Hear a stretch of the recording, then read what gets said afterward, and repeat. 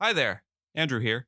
We're putting feelers out for the idea of sponsors for the show. We have grown to a sizable audience of legal professionals, and we'd love to find a way to get the resources to continue to grow the show and spend more time on it.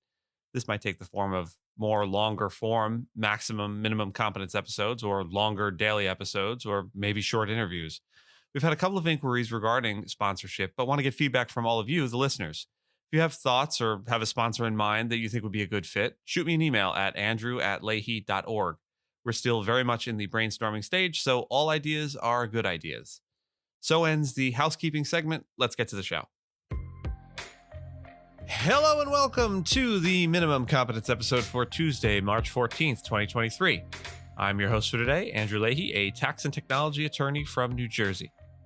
In today's episode, we have a North Carolina redistricting brouhaha, Michael Cohen somehow back testifying about something or other again, drilling for oil in the Alaskan tundra, and fraud lawsuits for SVB and its CEO and CFO.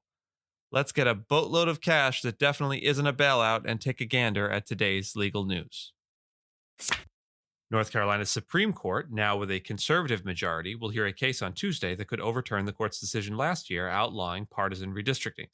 The court's then Democratic majority had thrown out a Republican-drawn congressional map last year, ruling that the state constitution does not permit lawmakers to manipulate district lines for partisan advantage, a process known as gerrymandering. The potential reversal of the decision could boost Republicans ahead of the 2024 congressional elections, but it could also be a mixed bag for the party. A Republican drawn congressional map would likely give the party 3 or 4 additional seats, but the U.S. Supreme Court signaled it may sidestep a ruling in a related case in which Republicans have asked the justices to grant state legislatures sweeping new powers over federal elections. If the North Carolina Supreme Court reverses its prior rulings, it would likely help bolster a razor-thin majority in the U.S. House of Representatives next year. Michael Cohen, former fixer and personal lawyer of ex-President Donald Trump, testified before a grand jury yesterday, Tuesday, the 13th of March, 2023. The grand jury is part of the Manhattan District Attorney's criminal investigation into Trump related to the payments of hush money to porn star Stormy Daniels shortly before the 2016 U.S. presidential election. Cohen was reportedly set to continue his testimony on Wednesday. He was one of at least 7 people to testify before the grand jury this year, and the final witness, suggesting an indictment of Trump could be imminent.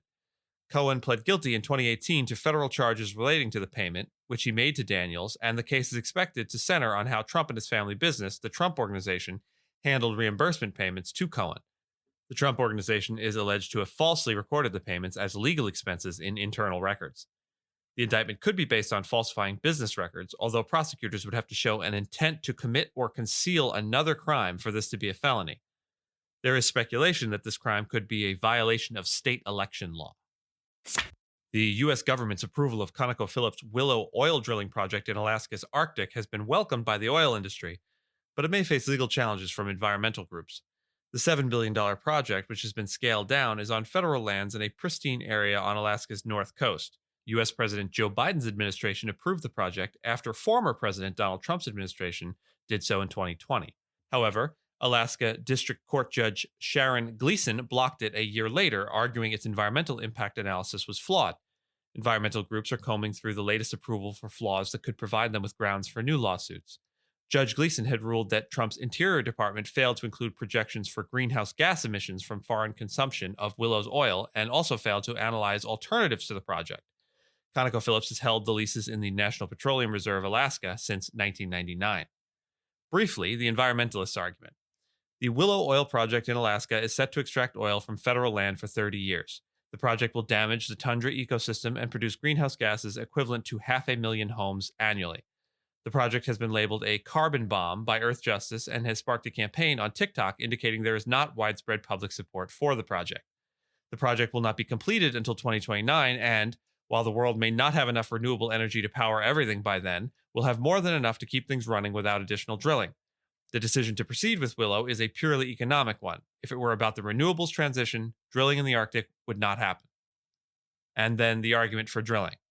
The project is set to generate $8 billion to $17 billion in government revenue and will produce 2,500 construction jobs and 300 permanent jobs. Just briefly, to give you a number to put these figures in perspective, the F-22 Raptor project cost about $80 billion and produced an aircraft that can't fly in the rain and thus far has most memorably been used to shoot down a balloon.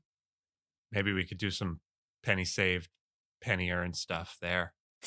SVB Financial Group and two of its top executives, CEO Greg Becker and CFO Daniel Beck, are facing a proposed class action lawsuit filed by shareholders accusing them of concealing how rising interest rates would leave its Silicon Valley Bank unit particularly susceptible to a bank run. The collapse of Silicon Valley Bank, which was seized by regulators on March 10th following a surge of deposit withdrawals, has sparked fears of contagion among lenders that also cater to wealthy clients. The lawsuit seeks unspecified damages for SVB investors between June 16, 2021 and March 10, 2023. SVB said on Monday it will explore strategic alternatives for what remains of the company, now shorn of its main banking business. The FDIC on Monday named Tim Myopoulos, the former chief of Fannie Mae, as the chief executive officer of Silicon Valley Bank. Thank you so much for listening to Minimum Competence, your daily news podcast for lawyers. If you're looking for more than minimum competence, links to further reading on all the topics touched on today are in the show notes. If you have any questions or story suggestions, find us on Mastodon on the esq.social instance. I'm at Andrew, and my co-host Gina is at Gina. Reviews go a long way towards helping new listeners to find our show.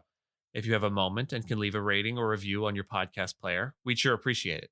And if you know someone that might be interested in the story we cover, consider sending them the episode. Minimum Competence is part of the ESQcast network of podcasts and streams on esqstream.com.